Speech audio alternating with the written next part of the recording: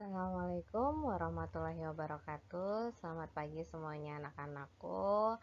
Semoga kalian dalam keadaan sehat walafiat ya. Kembali lagi di pelajaran ekonomi bersama saya Bu Liza. Dan hari ini kita pada materi terakhir atau part terakhir di pelaku ekonomi.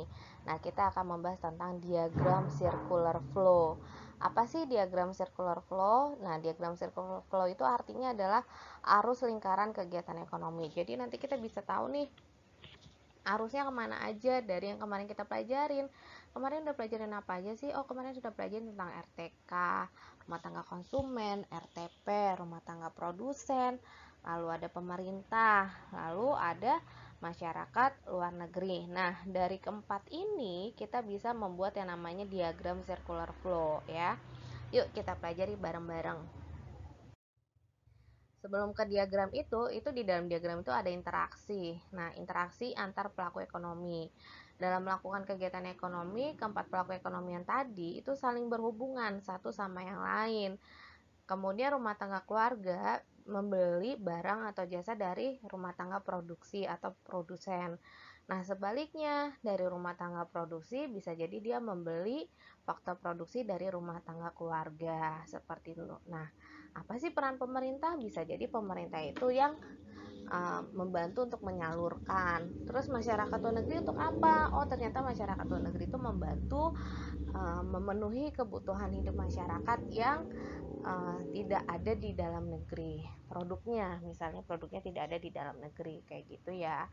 Oke, kita lanjut ya.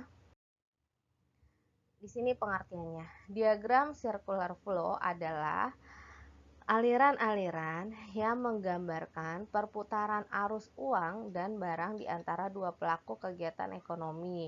Di antaranya yaitu adalah rumah tangga keluarga dan rumah tangga produsen atau perusahaan. Diagram ini terdiri dari ada yang 2 sektor, 3 sektor, atau 4 sektor. Seperti itu ya. Oke. Yuk kita lanjut. Nah, ini adalah diagram siklus interaksi antara pelaku kegiatan ekonomi dua sektor. Di sini ada rumah tangga konsumen, ya kan? Rumah tangga konsumen. Rumah tangga konsumen itu siapa? Kita, ya kan? Kita ini rumah tangga konsumen gitu. Terus kita nih butuh barang dan jasa nggak sih? Iya, kita butuh. Dari siapa?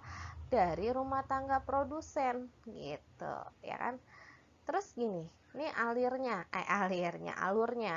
Perhatikan alur yang A, ya kan? Menjual faktor produksi, tanah, modal, tenaga kerja, dan skill. Contoh, misalnya saya punya tanah, saya sewakan ke produsen, ya kan? Nah, dari saya punya tanah itu, kira-kira saya dapat apa? Ternyata dari situ nih arusnya itu masuk ke konsumen, yaitu ini yang 3 ya, yang C ya. Sorry, ini yang D benar. Menjual barang dan jasa. Jadi arusnya itu ya dari A menjual faktor produksi seperti tanah, modal, tenaga kerja, dan skill. Lalu nanti si rumah tangga itu memberikan barang dan jasa kepada konsumen. Bukan ngeberikan sih ya, menjual. Kalau memberikan itu artinya bisa aja dia gratis gitu.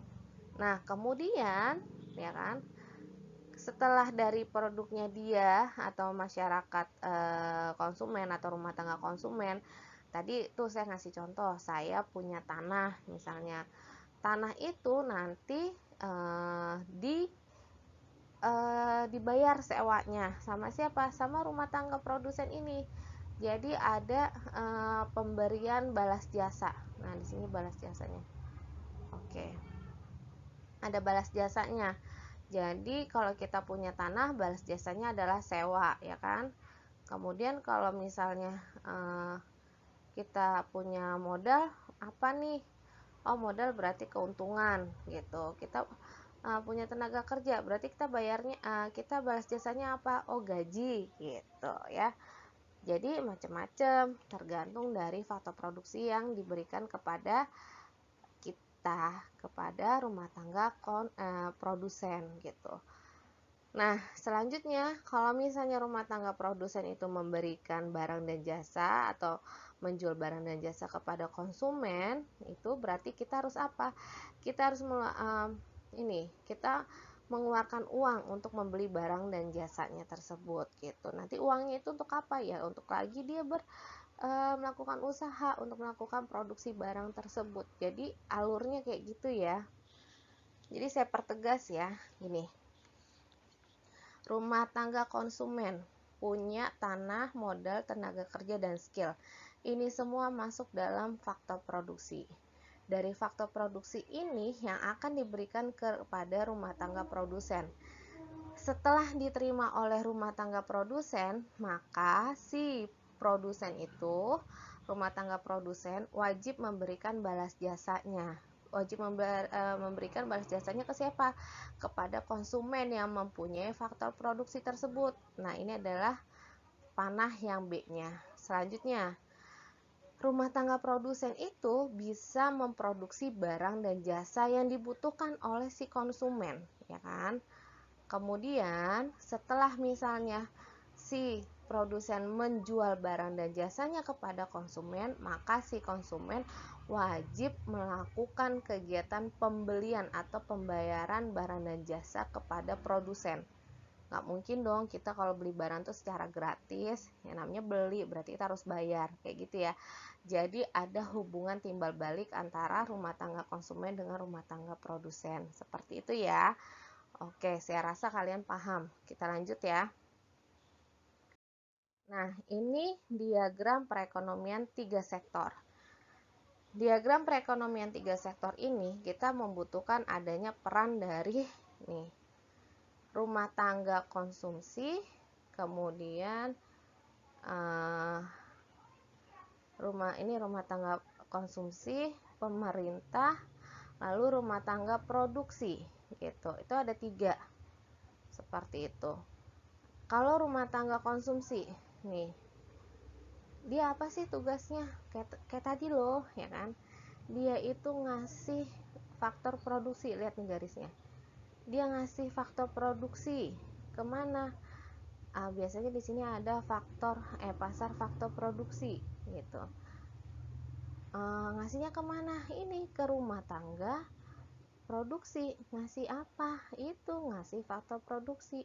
Faktor produksi itu ada apa aja tadi? Ada tanah atau lahan, ada modal, ada skill gitu kan, ada tenaga kerja. Jadinya itu semua disebut dengan faktor produksi. Dari rumah tangga produksi ya, itu dia bisa menghasilkan barang dan jasa. Barang dan jasa itu ada di mana? Nanti adanya di pasar barang. Pasar barang itu apa sih? Kayak supermarket, pasar tradisional, mall, itu adalah pasar barang. Lalu barang dan jasa ini sampailah kepada si rumah tangga konsumsi. Seperti itu alurnya ya. Jadi rumah tangga konsumsi punya faktor produksi. Contoh tenaga kerja, misalnya ada tetangga kamu yang kerjanya di pabrik Indofood. Nah, dia itu kan berarti masuknya faktor produksi dalam tenaga kerja, ya kan? Dia kerja nih di rumah tangga produksi di perusahaan Indofood. Akhirnya Indofood bisa menghasilkan Indomie, berarti barangnya itu dijual di pasar atau di mall. Habis dijual di mall atau di pasar, dibelilah oleh si konsumen. Seperti itu ya. Nah, kemudian di sini apa nih dari rumah tangga si konsumsi ini? Dia bisa melakukan pengeluaran konsumsi. Nah, pengeluaran konsumsinya itu apa? Oh, ternyata dia itu membayar atau membeli Indomie tadi. Nah, kalau dia membeli Indomie berarti uangnya itu masuknya apa? Penerimaan bagi si rumah tangga produksi gitu. Nah, nanti dari rumah tangga produksi dia itu harus membayar biaya faktor produksi. Kenapa? Karena dia sudah pakai tenaga kerja orang tadi yang kerja di Indofood. akhirnya orang yang kerja di Indofood itu mendapatkan pendapatan atau mendapatkan gaji gitu ya. Lalu di sini ternyata ada peran pemerintah ya. Apa nih peran pemerintah? Peran pemerintah untuk masyarakat konsumsi adalah dia, kalau kita bayar pajak berarti kita berhak mendapatkan apa nih? Kita mendapatkan fasilitas umum gitu. Atau kita bisa dapat namanya jalan rayanya itu lebih halus, penerangan jalan, rumah sakit daerah, nah biayanya murah, nah kayak gitu. Itu kita bisa dapat itu dari pajak ya. Kemudian rumah tangga produksi ngasih apa nih ke pemerintah? Oh, dia ngasih pajak. Lalu pemerintah ngasih apa? Ngasih jasa pemerintah kepada produksi, misalnya dimudahkan dalam kegiatan ekspor barang, kemudian dibantu untuk distribusi barangnya, seperti itu ya. Jadi semuanya itu di sini saling berhubungan satu sama lain. Apakah hubungannya baik? Ya, hubungannya harus baik, dan mereka juga harus bisa saling bekerja sama supaya kegiatan diagram perekonomian ini bisa berjalan dengan lancar dan baik. Ini masih dalam ruang lingkup domestik ya. Artinya bahwa cuma Indonesia, kemudian masyarakat konsumsi, dan cuma pemerintah saja. Nah, yang keempat ini kita akan melibatkan masyarakat luar negeri. Ini dia. Kita akan membutuhkan masyarakat luar negeri, ya kan?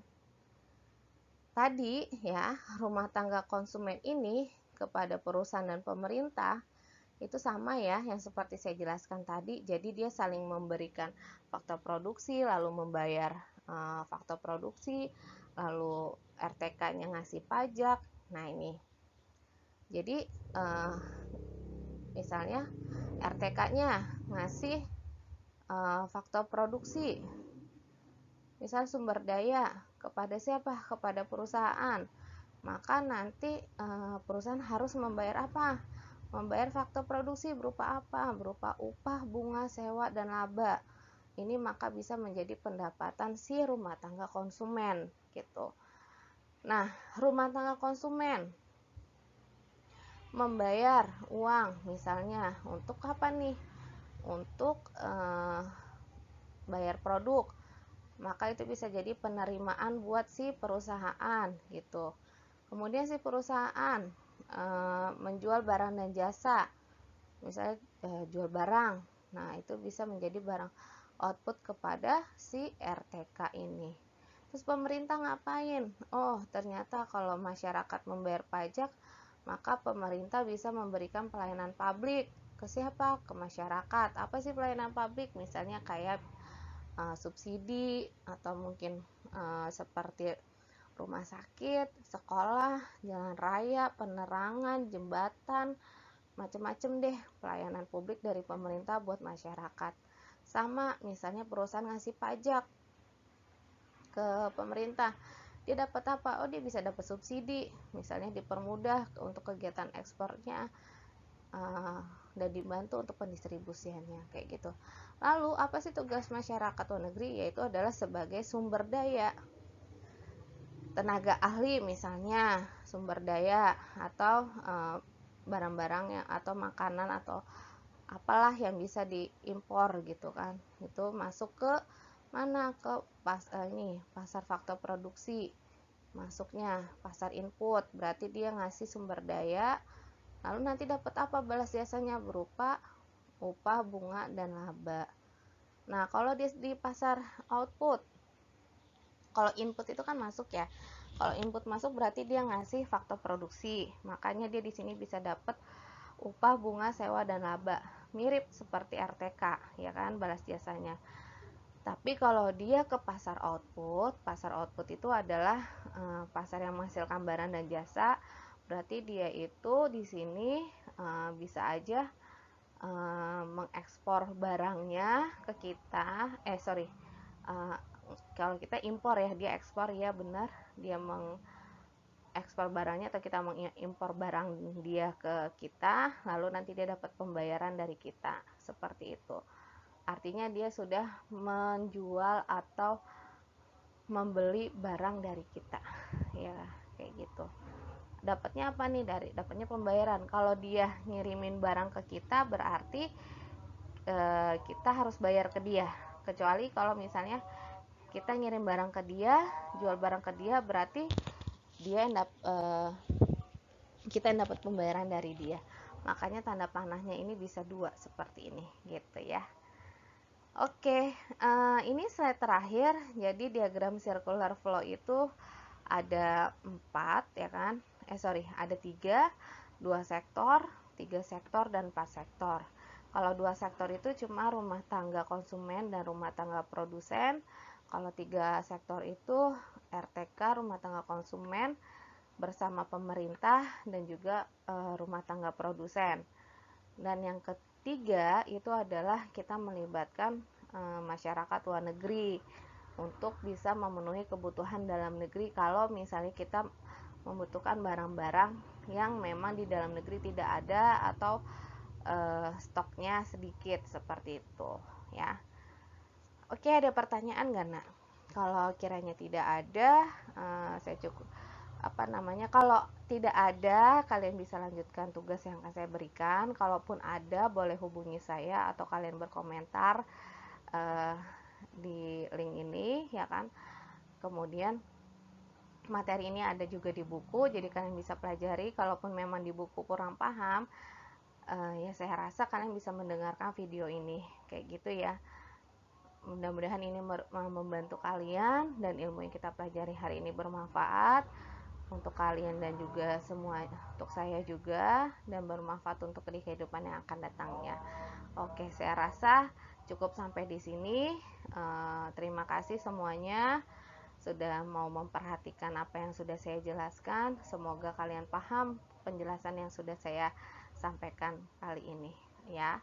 Terima kasih. Wassalamualaikum warahmatullahi wabarakatuh.